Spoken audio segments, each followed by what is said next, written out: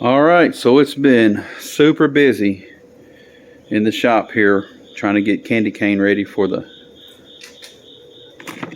No Name 500, No Name Nationals, Sikeston, Missouri, September 30th, October 1st.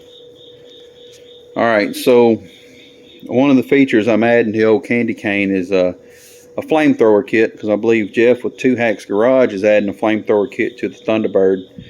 So I'm doing a flamethrower kit on Candy Cane, and I'm doing a do-it-yourself, a DIY flamethrower kit. So I have this old electric fence box, and I thought, you know, that probably would work out to put all my equipment in.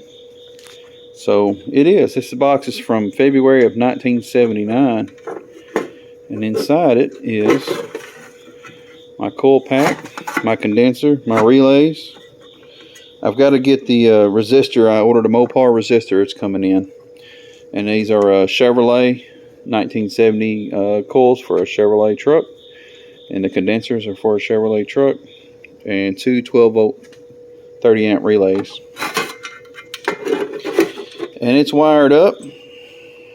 And all I have to do is hook my hot wire to the ceramic here and ground the equipment. And then when I hit my button and make this hot, let me open this back up. Spark plug wires are going to come out of the coils, go through the side of the box, come out of the side of the box, and go to the spark plugs that'll be in the exhaust. The exhaust is another thing I was working on tonight with Leighton Motorsports. He came over and assisted me with mocking up the exhaust on Candy Cane for the flamethrowers. So anyway, this is what I used for the flamethrower kit. There you go. February 1979. That was this electric fence. I was using this last year. It was working, or the year before last, and for some reason it quit working after all these years, and I never did throw the box away. So now it's been repurposed, and this is the flamethrower kit for Candy Cane.